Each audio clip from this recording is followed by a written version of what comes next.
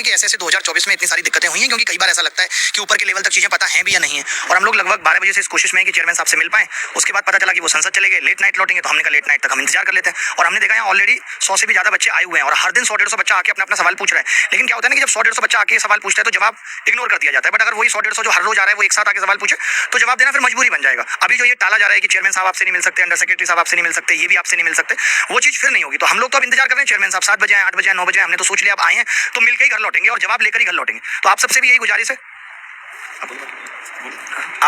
गुजारिश है, हमारी तरह आप भी इंतजार कीजिएगा, 7-8 बजे तक यहीं रहिएगा।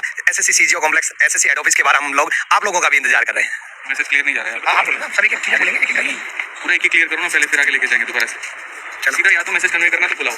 हाँ बोलो, बाकी के बच्चे पाए तो आप बोलो, बाकी के बच्चे दोनों वाले और नहीं लाइव नहीं है। तो यहाँ पर बहुत सारे बच्चे ऑलरेडी वेट कर रहे हैं और हमें और बच्चों के भी इंतजार रहेगा जिन जिनका 2024 का भी इश्यू है, साथ में 2025-26 के लिए भी जो रिफॉर्म्स चाहते हैं। और बहुत सारे रिफॉर्म्स हमने दिए भी हैं और वो रिफॉर्म्स के लिए आप लोग अपनी डिमांड रखोगे, क्योंकि आपकी डिमांड है, बच्चों की डिमांड है, बच्चों का मुद्दा है। तो बच्चे यहाँ पर हमारी तरह इंतजार, मतलब जब तक एसएससी चेयरमैन साहब से मीटिंग नहीं होगी तब तक हम भी और आप लोग भी सब एसएससी चेयरमैन साहब का इंतजार करेंगे।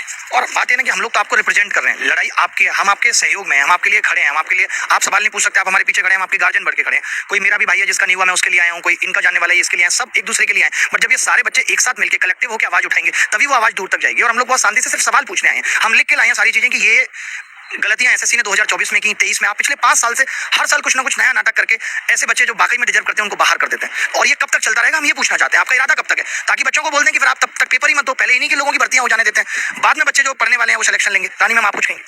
मैं तो बस चाहती हूँ कि चेयरमैन साहब हमसे एक बार मिल ले, ताकि हम बातों को बड़ी पोलाइटली, पीसफुली उनके सामने क्लियर कर पाएं, ठीक है। और यहाँ हम लोग बच्चों को ऐसा नहीं है कि कुछ प्रोवोक करने के लिए आए हैं, बस हम बच्चों का साथ देने के लिए आए हैं।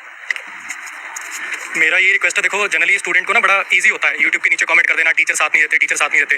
अब टीचर्स आप लोगों के साथ हैं, देखो मुहिम तो आपकी है। हमसे जो आप एक्सपेक्ट करते हो कि हम वीडियो से सपोर्ट करें, आपका ट्विटर कैंपेन से सपोर्ट करें, ग्राउंड पे अगर आप चाहते हो कि आप अगर 20 बच्चे आए हो तो हमारे साथ हमारा टीचर क्यों नहीं है, देख लो सब खड़े हैं। अब भी अगर आप लोग मतलब आप खुद के लिए खुद ही आवाज़ नहीं उठा सकते तो फिर देखो गलती आपकी है, फिर हमारी साइड से पूरी सपोर्ट है। अब आगे का काम आप लोगों को करना है। तो सभी लोग समझ गए होंगे सारी बातें, अब आपको स्टेप्स लेने हैं। कमेंट के साथ साथ आप खुद बताइए कि आपके लिए क्या बेहतर है क्या नहीं, और आप पर्सनली बताएंगे तो ज़्यादा बेहतर है, ठीक है। जून से जैसे पेपर शुरू हो जाएंगे, 2025 के सारे एग्जाम लगातार पेपर होंगे, तो 2024 में जो गड़बड़ हुई है वो जून से 2025 का जो एग्जाम का सिलसिला शुरू होगा एसएससी का, वो दोबारा ना हो। हम सबसे पहले उसके लिए रिफॉर्म चाहते हैं। तो जितने भी बच्चे तैयारी कर रहे हैं 2025 के लिए, 26 के लिए खुद को प्रिपेयर कर रहे हैं, वो एक बार जो है यूट्यूब पे, सोशल मीडिया पे भी, और अगर आपकी कोई जेन्युइन समस्या है तो आप यहाँ के भी टीचर्स के साथ मिलकर जुड़ सकते हैं। धन्यवाद। और सबसे बड़ी चीज ये है कि जहाँ इतने सारे बच्चों के साथ गलत हुआ है, 1200-1400 से ज्यादा वीडियो यूट्यूब पे है जहाँ बच्चा अलग अलग टीचर से जाके मिल रहा है। मैं खुद इतने पिछले दिनों में 1500 से ज्यादा बच्चों से मिल चुका, और यहाँ आए हैं हम तो सब बड़े पोलाइट तरीके से बात भी कर रहे हैं, भले कुछ बात बन नहीं रही, क्योंकि इनको भी पता है कि चीजें तो खराब हुई हैं, ये भी ये बात मानते हैं कि चीजें खराब हुई हैं। बट आप खराब कब तक करते रहेंगे? हम आदत डालने इसी खराबी की और फिर आवाज ना उठाएं। तो आवाज जब अब उठ गई है तो अब हम सांस तभी लेंगे जब ये सब चीजें ठीक हो जाएंगी। हमें ये लिखित में वेबसाइट पे नोटिस आ जाएगा कि भाई हम 2024 के रिजल्ट को भी एक कमेटी बना के उसका रिव्यू कर रहे हैं कि किस तरीके से उसको ठीक किया जा सकता है। सोचिए ऐसे लोग यहाँ खड़े हैं, बच्चा खड़ा है, इसके 344 नंबर है, रॉ स्कोर है इसका 344, AIR 96 दिखा रहा था, इसकी कौन सी वेबसाइट पर रैंक मित्रा पे, और आज इसको कोई जॉब नहीं मिली है, कोई नौकरी नहीं मिली है। यानी 88%, 89, 90% नंबर लाके भी बच्चा सिलेक्शन नहीं ले रहा है। कल को हालत क्या होगी कि 390 नंबर ले आएंगे 10-15 हज़ार बच्चे, और आपकी वैकेंसी 8,000 होंगी, फिर आप डेट ऑफ बर्थ के हिसाब से लोगों को नौकरियां दे रहे होंगे। तो आप सबका भी अब खून खोलना चाहिए कि अब आवाज उठनी चाहिए, बदलाव बहुत जरूरी हो गया। तो सर 2025 में तो सर क्या जैसे 2025 में 390 नंबर से ज्यादा लाना पड़ेंगे छात्र को?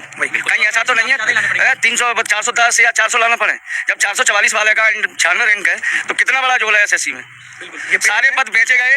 मेरा भी बच्चा 10 साल से जर्नी कर रहा है, कभी 4 प्रश्न गलत, कभी 3 प्रश्न गलत, और अब मैं जो एसएससी से कहना चाहता हूँ ये सब करना छोड़ दो, तो मैं भी ईश्वर के यहाँ जवाब देना है। सारे बच्चे दुखी हैं 2023 वाले से भी, 24 के प्रक्रिया से भी, और हम नहीं चाहते हैं कि 25 में भी उनके साथ में ऐसी कोई घटना हो, ठीक है। तो मैं चाहता हूँ यहाँ पर कि जितने बच्चे हैं जो 2023 में भी पीड़ित रहे हैं, जो 2024 में पीड़ित रहे हैं, और जिनका आगे भी पेपर है, वो यहाँ पर साथ में आए, हम सबके साथ में रहें, और आज हम चेयरमैन साहब से अपने हक की लड़ाई